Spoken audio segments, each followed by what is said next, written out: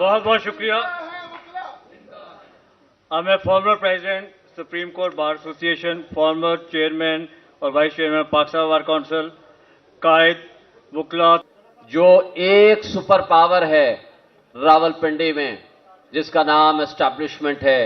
और तमाम मुख्तदर तबके, हल्के, इदारे, लॉ एनफोर्समेंट एजेंसीज और हमारे कुछ जज साहिबान उनके आगे सरनिगू हैं, और वहां से सिर्फ जो अहकामात और फैसले मिलते हैं उसकी एग्जीक्यूशन में सिर्फ वो अपना रोल अदा करते हैं। आज मेरे दोस्तों ने इससे पहले कह दिया 10-10 दफा अदालतें जमानतें देती हैं, लेकिन अदालतें ये कहने पे मजबूर होती हैं कि आपने अगर वाकई रिहाई चाहिए तो आप एक प्रेस कॉन्फ्रेंस कीजिए और बाहर आ जाइए। और कितनी बदकिस्मती की बात है, माजी की तारीख 75 साल से तो यही है कि हमारे मुल्क की एस्टैब्लिशमेंट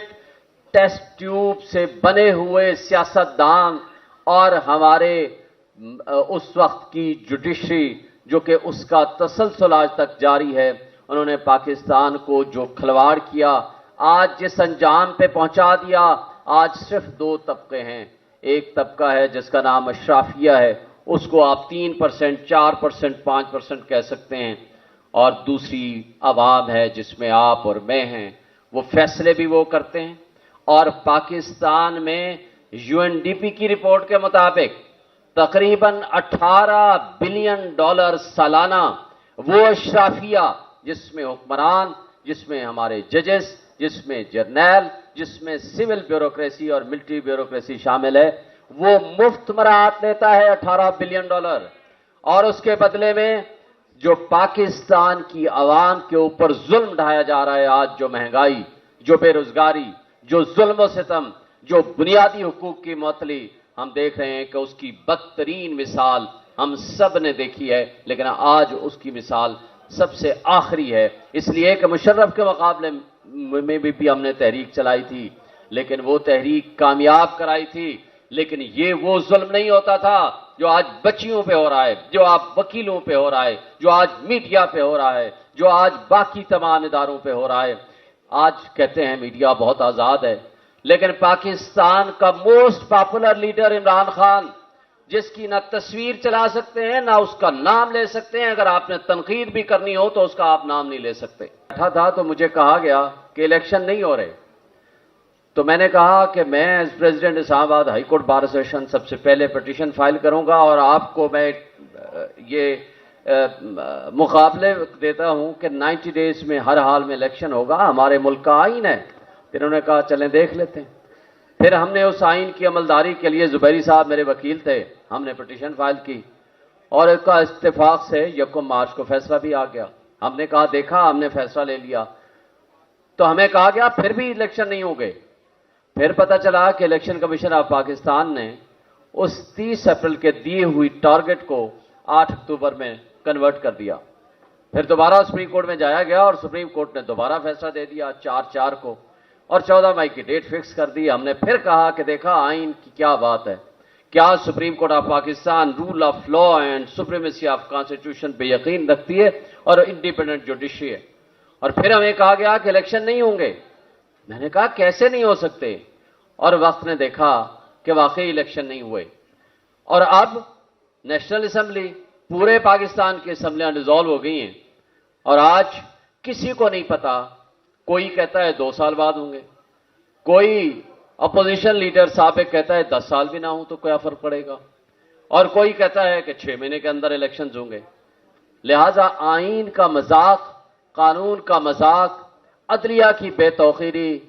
जो माजी में भी हमने देखते रहे हैं, लेकिन आज उसकी कोई मिसाल नहीं मिलती। आज प्रैक्टिकली मुल्क में आइन है, लेकिन उसकी पामाली, सरेआम उसका कत्ल, सबके सामने कानून और इंसाफ का कत्ल होता है, लेकिन उस पर ना किसी को अफसोस है, ना उसके ऊपर मातम है, ना उसके ऊपर अदलिया अपने फैसले कर रही है। और अफसोस से कहना पड़ता है कि इस वक्त जो एक सुपर पावर है रावलपिंडी में जिसका नाम एस्टैब्लिशमेंट है, और तमाम मुख्तदर तबके, हल्के, इदारे, लॉ एनफोर्समेंट एजेंसीज اور ہمارے کچھ جج صاحبان ان کے آگے سر نگوں ہیں اور وہاں سے صرف جو احکامات اور فیصلے ملتے ہیں اس کی ایگزیکیوشن میں صرف وہ اپنا رول ادا کرتے ہیں۔ آج میرے دوستوں نے اس سے پہلے کہہ دیا 10 دفعہ عدالتیں ضمانتیں دیتی ہیں، لیکن عدالتیں یہ کہنے پہ مجبور ہوتی ہیں کہ آپ نے اگر واقعی رہائی چاہیے تو آپ ایک پریس کانفرنس کیجئے اور باہر آ جائیے۔ اور کتنی بدقسمتی کی بات ہے، ماضی کی تاریخ 75 سال سے تو یہی ہے کہ ہمارے ملک کی اسٹیبلشمنٹ ٹیسٹ ٹیوب سے بنے ہوئے سیاستدان اور ہمارے اس وقت کی جوڈیشری جو کہ اس کا تسلسل آج تک جاری ہے، انہوں نے پاکستان کو جو کھلواڑ کیا، آج جس انجام پہ پہنچا دیا، آج صرف 2 طبقے ہیں۔ ایک طبقہ ہے جس کا نام اشرافیہ ہے، اس کو آپ 3%، 4%، 5% کہہ سکتے ہیں، اور دوسری عوام ہے جس میں آپ اور میں ہیں۔ وہ فیصلے بھی وہ کرتے ہیں، اور پاکستان میں UNDP کی رپورٹ کے مطابق تقریباً $18 بلین سالانہ وہ اشرافیہ جس میں حکمران، جس میں ہمارے ججز، جس میں جرنیل، جس میں سول بیوروکریسی اور ملٹری بیوروکریسی شامل ہے، وہ مفت مراعات لیتا ہے $18 بلین، اور اس کے بدلے میں جو پاکستان کی عوام کے اوپر ظلم ڈھایا جا رہا ہے، آج جو مہنگائی، جو بے روزگاری، جو ظلم و ستم، جو بنیادی حقوق کی معطلی، ہم دیکھ رہے ہیں کہ اس کی بدترین مثال ہم سب نے دیکھی ہے، لیکن آج اس کی مثال سب سے آخری ہے، اس لیے کہ مشرف کے مقابلے میں بھی ہم نے تحریک چلائی تھی، لیکن وہ تحریک کامیاب کرائی تھی، لیکن یہ وہ ظلم نہیں ہوتا تھا جو آج بچیوں پہ ہو رہا ہے، جو آج وکیلوں پہ ہو رہا ہے، جو آج میڈیا پہ ہو رہا ہے، جو آج باقی تمام اداروں پہ ہو رہا ہے۔ آج کہتے ہیں میڈیا بہت آزاد ہے، لیکن پاکستان کا most popular leader Imran Khan, جس کی نہ تصویر چلا سکتے ہیں نہ اس کا نام لے سکتے ہیں، اگر آپ نے تنقید بھی کرنی ہو تو اس کا آپ نام نہیں لے سکتے۔ اور آج سے 16 مہینے پہلے باہر سے US سے کہا گیا، ایک سائفر آیا کہ جناب بدل دو اس شخص کو، بدل دیا گیا،